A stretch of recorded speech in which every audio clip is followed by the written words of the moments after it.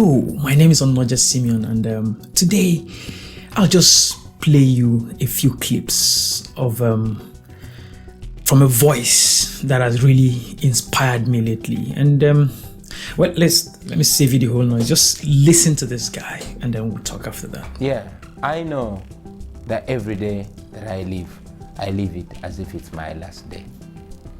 Every time I leave home, my little daughter hugs me and makes me promise 100 times that I will come back home. I always want to go back home. I have a little beautiful family. I have a young beautiful wife, and we always promise each other that we'll work so hard in our youthful days and retire early and enjoy our lives. I want to live peacefully like any other Ugandan. But this is very important because it is not life if one is not living free. So I know the stakes are high. I know the regime is bent at nothing to keep power, even eliminating people like myself. And I know I've been told before that there's a very big target on my life. I know that is there, but I also know that it is worth it to fight for freedom even at the point of death. I've said it before and I'll say it again, that we shall continue to fight legally and constitutionally for our freedom, and if need be, we shall die fighting for our freedom. In my opinion, the government seems to be telling the young people that either shut up or die. And in response, the young people of Uganda seem to be saying we want to either be free or die. So, listening to these strong words of a not so strong looking man, because imagine that 50 Cent got the inspiration of his name from the size, from his muzzle and from his size. This guy will only pass for, say, 15 or 20 cents or 25 cents. But in all honesty, his courage and the words that come out of his mouth are enough to actually make him up to say 100 or more cents. Well, we're not here to talk about cents or size. We're here to talk about courage. The guy you just listened to is Bobi Wine, Uganda's Bobi Wine. And I really doubt that there's anyone who has been around the internet in the past couple of days who doesn't know this guy. But because it's a wide world, I'll just say a little about him. So Bobi Wine is the opposition, candidate in Uganda. He is a musician, an activist, a politician who has always taken pride in the fact that he has moved from ghetto to parliament. And presently, he's drawing the attention of the world to the plight of Ugandans. And as I listened to these statements, I saw courage. I saw the kind of courage that we need to make change as leaders. And especially in Africa, where I have often said that it looks like in some countries, the abundance of natural resources, the blessing of abundant natural resources has actually come wrapped in the curse of bad leadership. And so this is the kind of courage that we need as young leaders. And secondly, as I was listening to this guy, I remembered an African proverb that says, it is what is chasing you that actually determines how fast you run. And so, we're quickly going to be talking about this guy in the light of this proverb. We're going to be picking some lessons out of his life and his statements. However, I would like to encourage you to kindly, like, share, and subscribe to our channel for more similar videos. Now, Bobi Wine, 38 years old, with a beautiful wife and a lovely family, but willing to give it all up. Why? Why would anybody at his age, with his whole life still ahead of him, be willing to let it all go? It is what is chasing you that determines how fast you run. Or, if I may interpret that proverb in the light of today's discussion, I would say how much you're willing and able to take is largely determined by what is driving you. So when you see someone who, after a few, shoves and push here and there, say, no, I can't take it anymore. It's okay. I've had enough. Or like they popularly say in Nigeria, I cannot come and go and die. life is only for the living, just very interesting things. When you see people who say that easily, it's not really because they're lazy or they're bad people or they're, annoying people. It's because they have not found that good enough reason. For Bobi Wine, it's the freedom. In his words, he said, it is not life if one is not living free. So for him, freedom is that singular thing that is worth giving it all up for. Now, I'm particular about this guy because he's not speaking as someone who hasn't tasted the capacity or the capabilities of these people he's standing up against.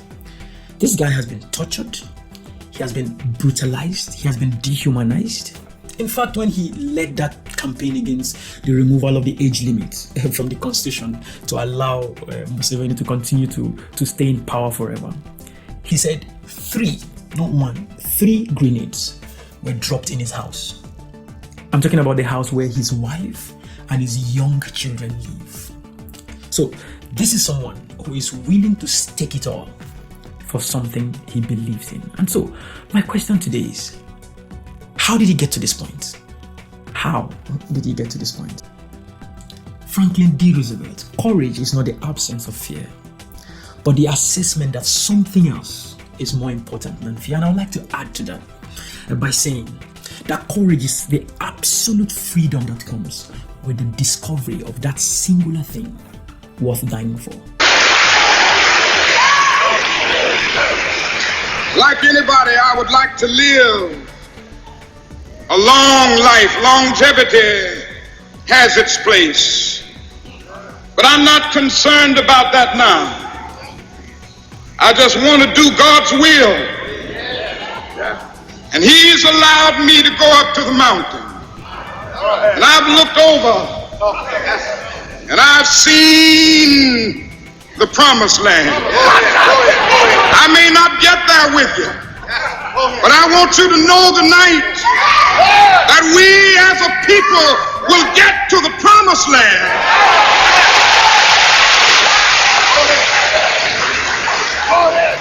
So I'm happy tonight. I'm not worried about anything. I'm not fearing any man. Mine eyes have seen the glory of the coming of the Lord.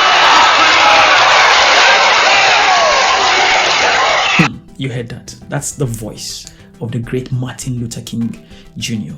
You saw the kind of freedom that came in that speech. That was the last words of his last speech before he was assassinated. But that freedom only came from the discovery of that singular thing worth dying for. It is what is chasing you that determines how fast you run. So that simply means that if you think you're not running fast enough, it simply means that you have not found something that would chase you fast enough. Find that singular thing worth dying for.